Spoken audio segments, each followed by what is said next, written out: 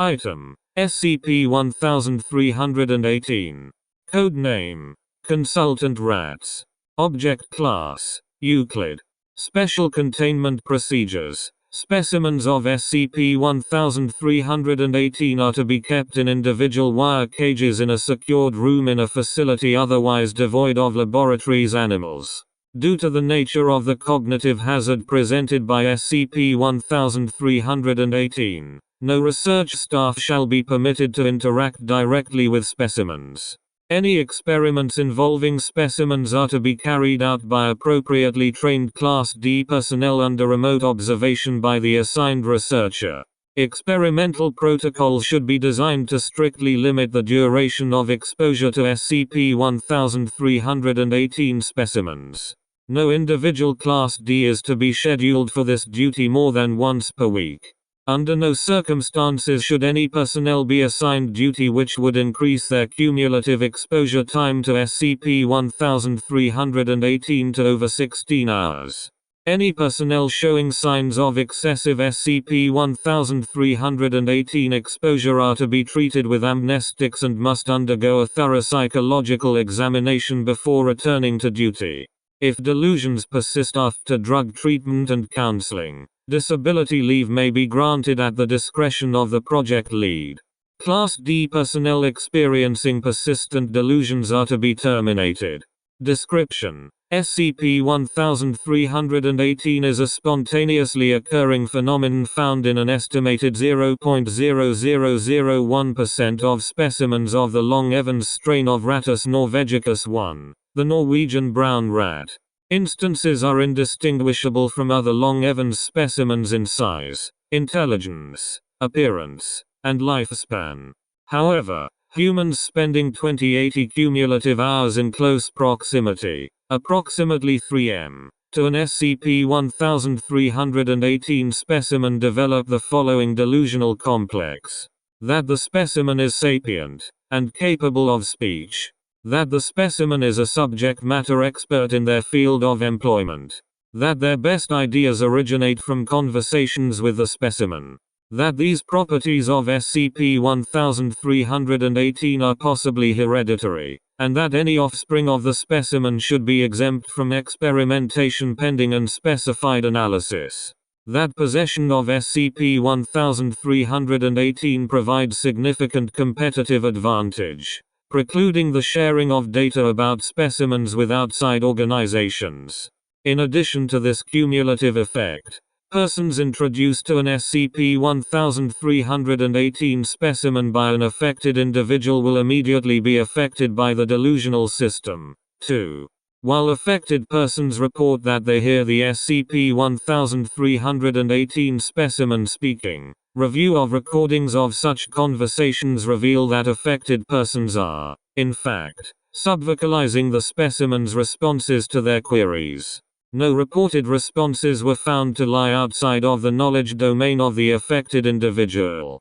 SCP-1318 was discovered when a routine performance review in 1993 found that productivity at the Biosciences laboratories at Research Site 27 had declined by 75% in a 6-month period without a corresponding decline in research quality. An internal audit of the facility determined that the entire staff of the lab were affected by delusions pertaining to a male SCP-1318 specimen whom they dubbed Frankie. 2 members of the audit team were likewise affected before the nature of the hazard was determined. All affected personnel were interviewed and treated with amnestics, though 15% of staff suffered from persistent delusional states and were subsequently relieved of duty. Frankie was determined to have entered the facility as part of a routine delivery of model organisms from Charles River Laboratories. No anomalous properties were detected in any other specimens in the shipment. Interview log 1318-15. Agent Davidson: Good morning, Mr. Mooney. I would like to ask a few questions about the model organism designated SCP-1318-1. Researcher Mooney: Hey, sure. There sure are a lot of you internal affairs guys around. Is everything okay? Agent Davidson: This is an information gathering exercise, not a disciplinary hearing.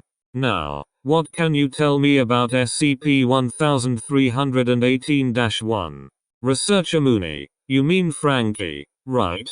Agent Davidson, yes, I believe the staff refer to it as Frankie. Researcher Mooney, oh, Frankie's great. He's real easy to talk to and he's got a head for organic chemistry like nobody I've ever seen. Agent Davidson, how did you discover its anomalous properties?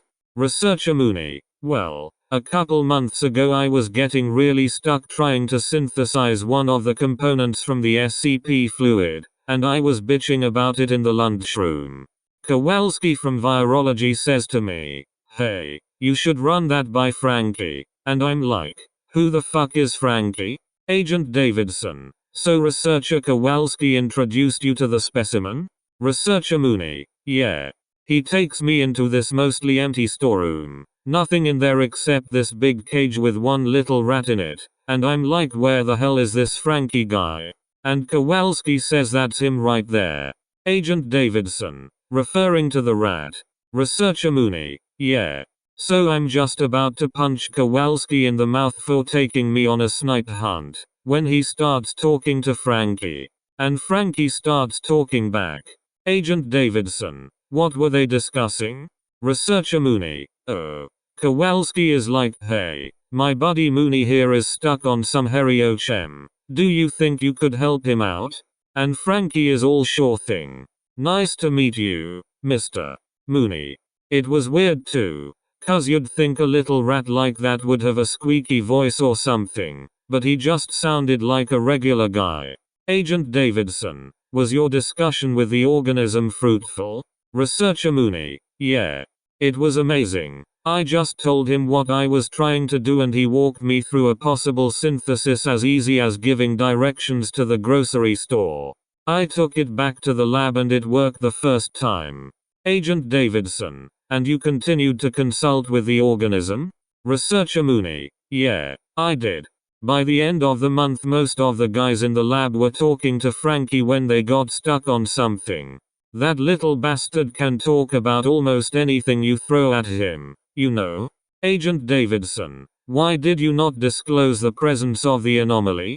Researcher Mooney, well, it sounds stupid when I say now, but everyone in the biolab kind of figured that Frankie was our secret weapon. Everyone was doing amazing work and we figured we'd keep it to ourselves for a little bit. Agent Davidson, our records show that while the quality of work coming from your labs was consistently high, there was a precipitous drop in total output. If the organism was so helpful, how do you account for this? Researcher Mooney, yeah, so it was a couple of things, I guess. The biggest problem is that there are only so many hours in the day, and Frankie's asleep for half of them.